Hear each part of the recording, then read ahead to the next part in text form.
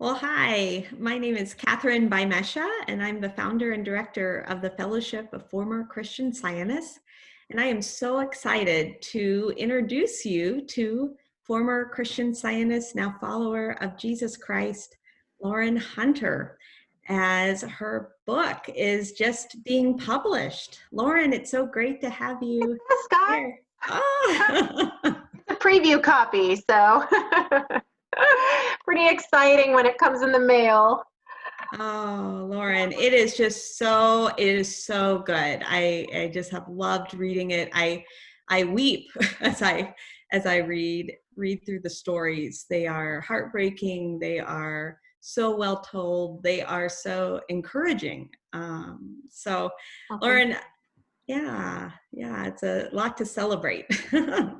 Well, and you, some people may not know this yet, but Catherine, wrote the foreword for the book, and also she Yeah. tackled quite a task in writing a brief history of the Christian Science movement that's in the back of the book. So it's wonderful. Thank you so much for contributing Oh, to this resource. absolutely.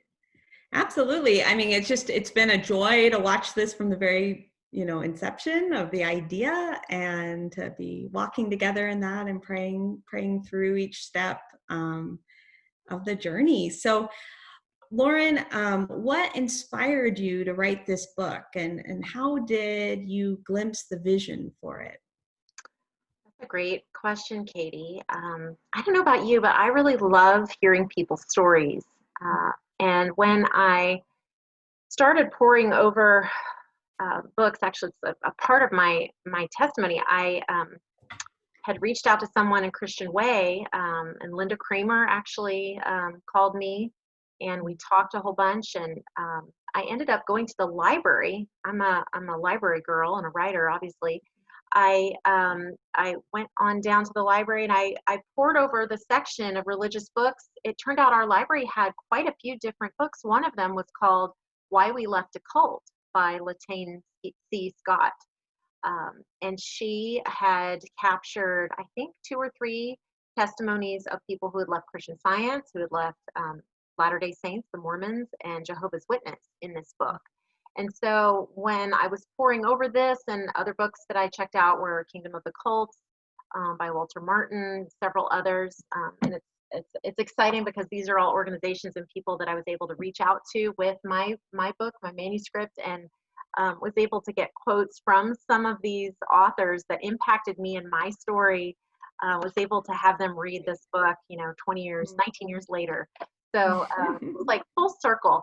So Yeah. hearing those stories um, and really seeing that people could come out of something like Christian Science and find biblical Christianity, that was really important to me. So um, seeing the theological differences through the lens of story, I think is one of the most powerful ways that people can see how lives are changed by the gospel.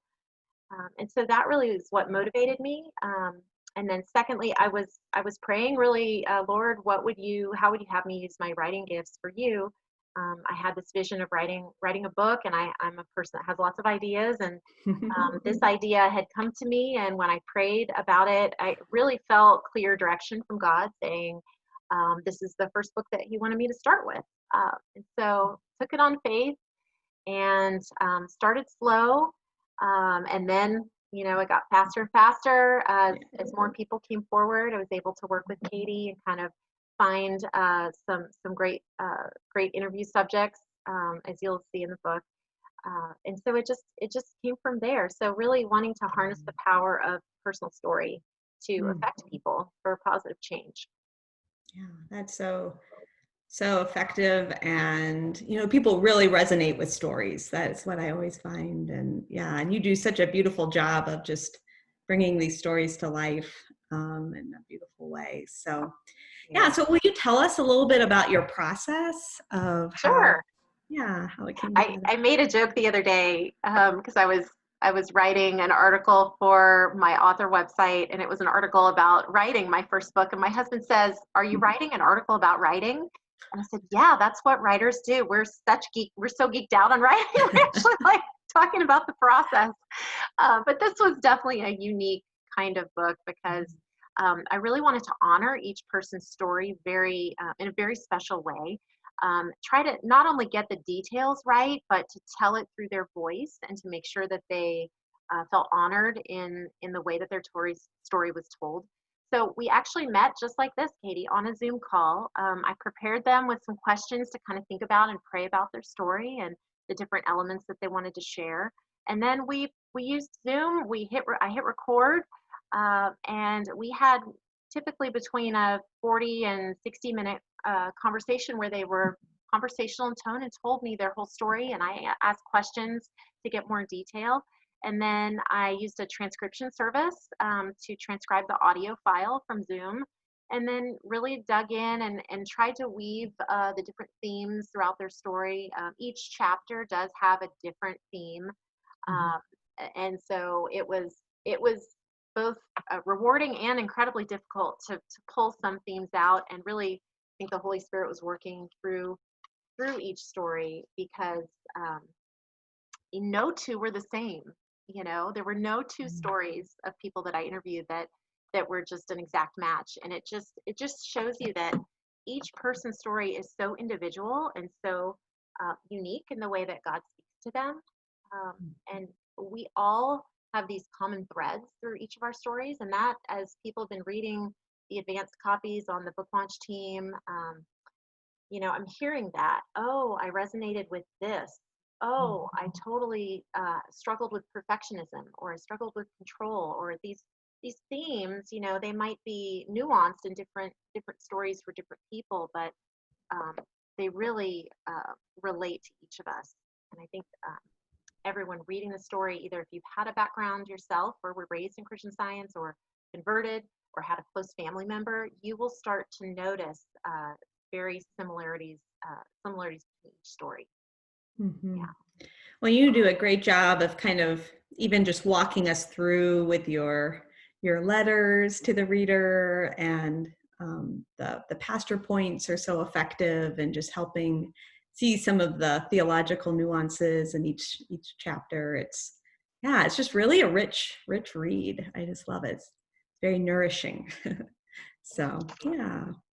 So what do you hope people will come away with from reading your book, Lauren? That's a good question. It's writing a book and launching a book is sort of like a child, a baby, if you will, that, you have this vision and you see the growth, and then the baby's finally here and you start to see it grow and flourish away from you, like apart from you. And so it'll be exciting to see, and I'm already getting a little bit of a glimpse of how the vision that really is from God kind of through me and out into the world will affect other people for positive change. So, I mean, even very personally for me, my mother-in-law is on the book launch team and has read it, and she feels like she has so much more insight into me as her daughter-in-law, knowing what I've been through, and knowing the different nuances of the Christian Science faith and how it's impacted me and other people. She also has another daughter-in-law with a Christian Science background in one side of her family. And so, for those who don't have a background, who just want to understand more what the journey has been like for those of us who've left, it's really eye-opening and illuminating. So there's really two markets served, and they work together to help each of us just kind of understand and have compassion for each other's backgrounds.